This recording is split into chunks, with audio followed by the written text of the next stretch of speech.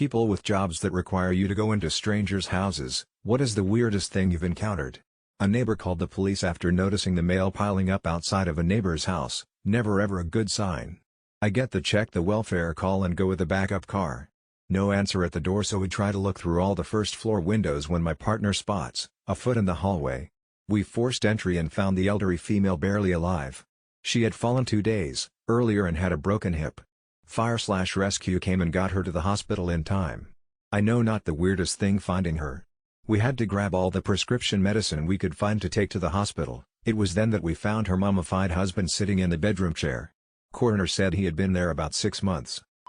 I was 20 years old working as an internet installer, just over 10 years ago.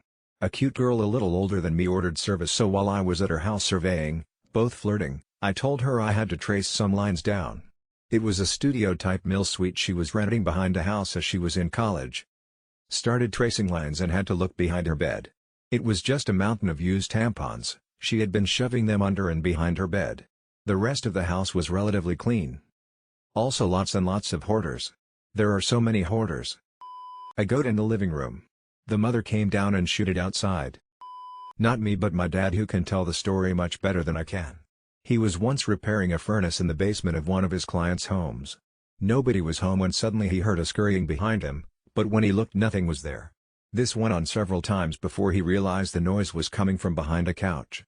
Slowly, he began towards it. As he bent down, a skunk popped out from its hiding spot and met him face to face. Turns out he was a pet, but apparently it really spooked him at the time. So this was back when I was a student on a placement in community mental health services. I went out on a visit to see a man who was just recently discharged from a medium-secure hospital. He had schizophrenia, psychosis. We were going in for a routine checkup. I knock, he opens the door, and this incredible stench just hits us in the face, and I thought I was gonna throw up right there. But alas, my supervisor urges me to go in. We walk into his house, and it just smells so bad. My eyes were watering. I keep my composure, we chat to him, and I notice some black thing on his kitchen table. Looks like rotting food/mold/tiny dead mouse. So after chatting, I casually ask him what that black thing is and if he needs help cleaning it up. Oh, it's my toes. What the fuck? Yeah, I cut them off, they didn't fit right on my foot. Needless to say, he was immediately readmitted.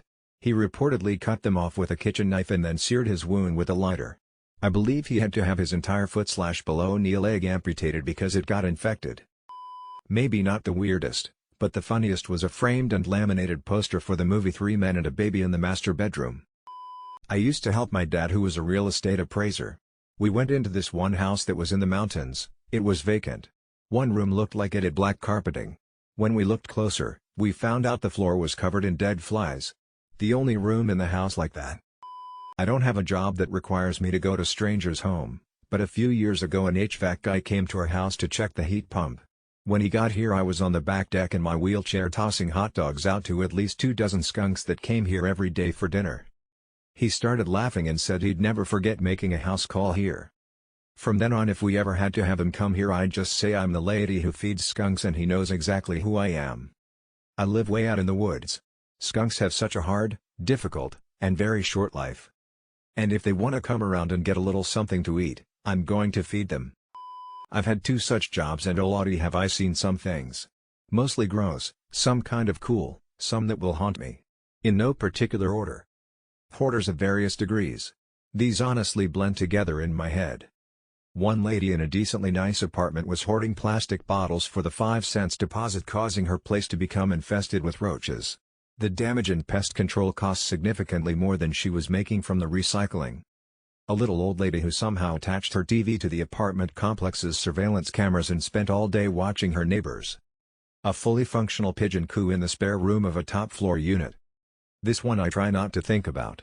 There was an apartment designed for people with moderate to severe physical disabilities and low income. There were some war veterans and car crash survivors, but it was mostly old folks. On the ground floor was a room with an old woman in it.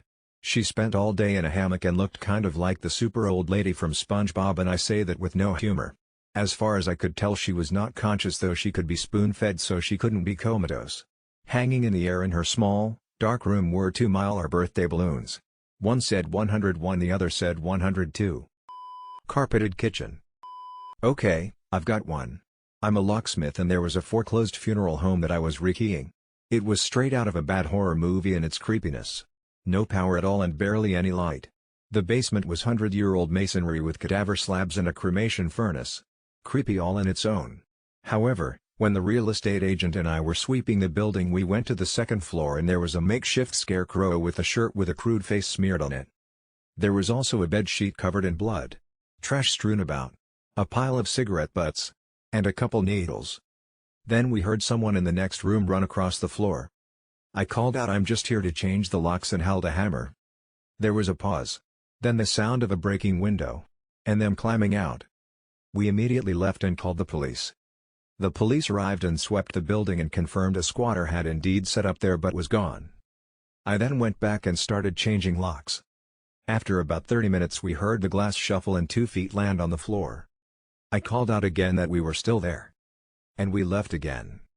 Called the police back and they had me change the locks with an officer on site. A week later the building was set on fire. When I was a caregiver, I was absolutely flabbergasted when I walked into a home where there was dog shit everywhere. No pads, no newspaper, etc. Just dog shit everywhere, of all kinds. Dried, fresh, broken into bits, whole pieces. There was a capable adult in the household who could have let the dog out. I had to bite my tongue every time I went there and was told to pick it up, because I so badly wanted to go, "What in the absolute fuck is wrong with you motherfuckers? How do you live like this when I'm not here?" I'm an EMT, so I've seen lots of hoarders, human and animal waste, etc. But the most aggravating day was when my partner and I got fleas from this dude's house. Our ambulance was swarming with fleas. Her and I were covered in fleas. We could see them jumping around, there were so many. We had to mark out of service to decontaminate the truck and ourselves. It was awful and itchy. 5 of the same dildo/vibrator type thing. One opened and clearly used, the rest still in the sealed packaging. I guess when you find one you like, you stock up. This was when I was about 10 or 12 and my neighbors were paying me to mow their lawn and feed their cats while they were away on vacation. Plenty of dead stuff. I'm a housing officer and whenever someone's worried about one of our tenants I end up going out to check it out. We aren't allowed to enter someone's house without permission, so end up doing the letterbox sniff, trademark, to work out what's up. Once you've smelt dead a couple of times you know what's up and just call the police to gain entry. Found plenty of dead people, couple of unforgettable ones. One had a heart attack, fell, cracked his head on the radiator, died in a huge pool of blood with his head cracked wide open, sat propped against the wall staring at the door. The worst was the dude who'd been dead a while and half liquidized into the flooring. Our cleaning guys took up the carpet after the services had sponged the guy's remains off and there was the shape of a man stained into the concrete underneath. Great time explaining why there was the shadow of a man stained into the concrete to the next tenants. Other than dead people, loads of drugs, properties being used as drugs factories, 17 beds, mattresses really, in a 3-bed house, a sex toy stash, general filth, neglect and extreme poverty on the almost daily. I have shared this story before, but it is so crazy I will share again. I used to do on-site computer repair work in a small rural town. I saw a lot of very strange shit. The craziest thing was I went to a client's house to do a diagnostic, his computer wouldn't turn on. Well, I get to his house and he lets me in and everything seems fine until we get to the room where the computer is. There is a cage with a naked woman in it. It was not a very big cage, enough room for her to stand up in, but not enough to really move around. The guy completely ignores the woman in the cage like it is no big deal and starts showing me the problem with his computer. I must have had a huge WTF look on my face because he stops, glances at the woman, and says, "Oh, ignore her. She has been bad today and is getting her punishment." Well, I don't want to end up in a cage either. So I fix his computer, power supply died, I swapped it out real fast and got the fuck out of there. As soon as I left I called the police and told them about the situation.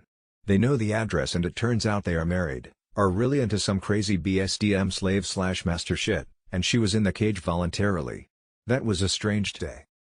Not exactly the same, but I'm an online notary so people conduct video calls from their home all the time. I cannot tell you how many times people have their smoke detectors chirping in the background. It drives me crazy and I'm only on a call with them for 10 to 40 minutes most of the time. How do people live like this? I work as a mobile computer repair/IT service guy. Went into a house to work on a laptop, and they happened to be my next door neighbors. House had an animal smell. People with pets usually do not notice. But this was different.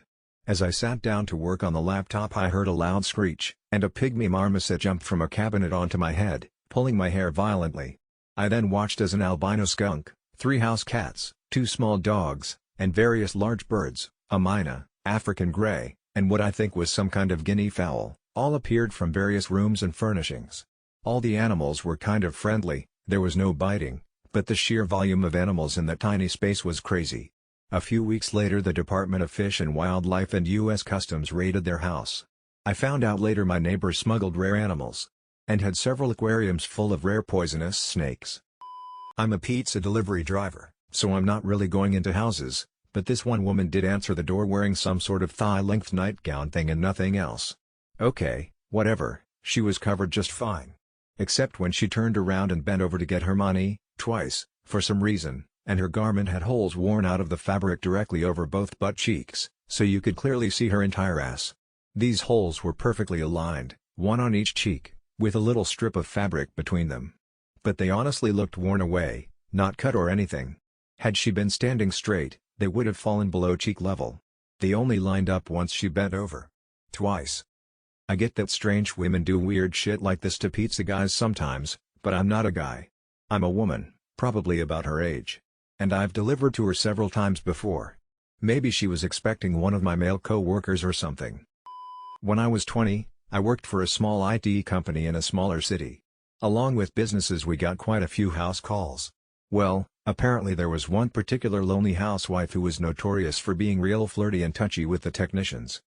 Being the new guy, of course they send me. I get to the house and ring the doorbell. She answers the door in a towel and little slippers. In her haste to answer the door, she dropped one of the slippers.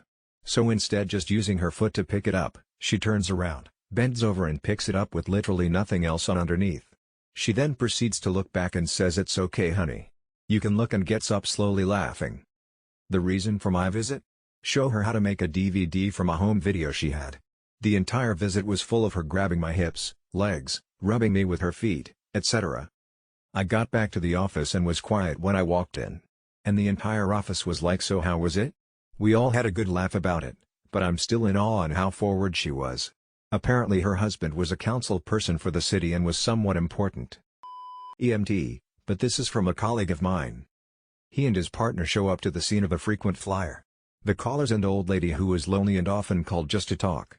Well, this time they show up, walk in, and she's super distressed. Ask what's wrong. She says her cat, Mr. Skittles, died earlier that day. They say they're so sorry that happened. She says look, walks over to the freezer, and pulls out Mr. Skittle frozen into a block of ice.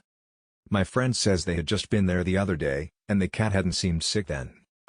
Not me, but my so used to work for Comcast as an installer and electrician many years ago. He has lots of odd/funny/alarming stories. My favorite is when he was in the basement of an old house running some wires. He couldn't find the pull for the lights, so he was using a small flashlight to look around. So he's looking around and catches eyes in the dark with his flashlight. Goes back and realizes there's many eyes watching him in the dark. As soon as he realizes, he gets creeped out and starts to head for the stairs. Then something starts screaming, which makes him scream. Then the homeowner comes down, turns on the lights and apologizes for not telling him about the herd of goats that live in the dark basement. Apparently they are easily startled. He said there were probably a dozen of them down there. I'm a carpenter. And one day I was laying hardwood floor at this home, mind you I'm the only one there at the time. Suddenly I hear someone call out, "Hey baby." This took me completely off guard, but remembered it was only me there, so I continued to work. About 5 minutes later, "Hey baby." This time I'm a little freaked out, so I go and investigate. Open up every room in the house and nothing, until I get to the last door in the hall. I heard the voice yet again call out, "Hey baby." This time I know for sure the voice came from behind the door. I hesitate to open the door, this is a customer's home after all, but decided to investigate anyway. I open the door, and there I see a parrot. This is much more tame than the stories on this thread, lol. Not for a job, but I helped a buddy get a piano from Facebook Marketplace. We walk in and it smells kind of weird. There are people sleeping on couches all over the place. We walk into a small bedroom to get this mini grand piano. Maybe an 8x8 room, and on the top bunk this teenage kid is sleeping with no pants on. We are hammering on the piano to get the legs off so we can put it in the truck with this kid sleeping next to us. While we are working on it, someone else came to get it and starts yelling because they thought they had dibs on it. We just avoided coming out till he left. Finally, as we are about to leave, I see a room in the back of the house with a ton of cages. I walked back there and they had about 45 sugar gliders in cages. They let us hold them and told us that they poop on you when you hold them. It was the oddest house I've ever been in. Used to babysit for a family. Great family, good kids, but I swear they had no organization to their home. Piles of clothes wherever they could fit, toys scattered everywhere. When I tried to clean one time, I was told by them all to not worry, stacks of papers and what seemed to be important documents, and the house appeared to be perpetually in the middle of construction. I could forgive all of that, if they just put the food in their kitchen away. Who leaves milk out all day? I just want to say that I've been working as a pizza guy for almost 3 years and I'm terrified of these stories while also wanting something like these to happen to me just so I can be able to tell the story. The best I can do is that one time the guy didn't have enough cash so he had to call in his card number to the restaurant, but he was in the middle of a game of Rocket League, so he asked me if I played that game and I did, so I subbed in for him and got the game-winning save and goal as he was calling the restaurant, giving me a generous tip for my efforts. When I was walking out, the guy put his headset back on and said, "Yo, that was the pizza guy," to his friends. Felt good. Literally thousands of teddy bears. Whatever image you have in your head RN is an understatement. I was fixing some wiring in a doorbell which required me to go inside a dude's house in my hometown. The guy was about 40, obese, unhygienic, super rude and generally gross. OBTW, he lived with his mom. Her room had no teddies in them, but literally everywhere else in the house were thousands. You couldn't walk in the halls and the stairs were absolutely overrun by hundreds of bears. It stunk like hell. Grossest house I have ever been in. Jesus, I'm getting flashbacks. I know my English sucks ass, not my first language. Not weird per se but unique. One little vial full of blood on a clear epoxy brick. This guy cured something and they gave him the last sample of contaminated blood on Earth. Not sure if mad cow or what, but very unique. I don't do computer repair house calls anymore, but I used to. This one guy's mother lived with him. Yes, she lived with him, not the other way around, because she could no longer work. Which, okay, whatever. Disabled parents happen. But then in the course of fixing his computer I had to download some drivers. In the course of which the autocomplete in his browser's URL field made it clear he was into mothers and incest porn. And his mother lived with him. And he was sitting right next to me the instant I realized this. I pretended not to have noticed the autocomplete while he, presumably, sat there hoping like hell that I hadn't. All the same, I never did another house call for him. After that, anytime he wanted me to fix his computer I had him bring it to me, and I cleared his history before doing anything if I had to open his browser. A huge nude portrait of the owner of the house. She gave me the instructions for what needed to be done while choosing to stand right in front of the portrait. The paint was layered or something, so the nipples were raised like a half-inch off the canvas. I went to help a buddy of mine do some chimney work. The homeowner was an attractive woman who was a few years older. Had to go to the clean out in the basement and there was a room with a stripper pole, couches, lights and nude paintings everywhere of her on the walls. Great woman and she didn't give a shit lol. I'm gonna go wholesome here. My brother was an appliance repairman. He said he never knew who was gonna answer the door. Like others have said, naked people, hungover people, the whole thing. His favorite would be when the toddlers would answer the door, mama standing behind them.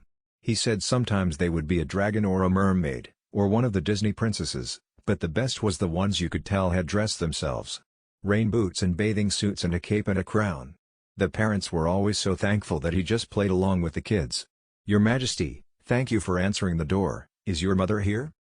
A woman standing over her murdered husband's body trying to mop up the blood that was everywhere. She had sliced his femoral artery and he had bled out. She had a smile on her face and acted as if nothing unusual was happening at all. Piles and piles of giant unopened Happy Meal toys. When asked, they said the kids won't let them throw them away. In all my years working as a probation officer doing field visits, we still do not speak of the 400-pound sex offender and his equally rotund wife that didn't like wearing clothes. Thank you guys for watching, I really hope you all enjoyed it. Make sure to subscribe and like the video. See you soon.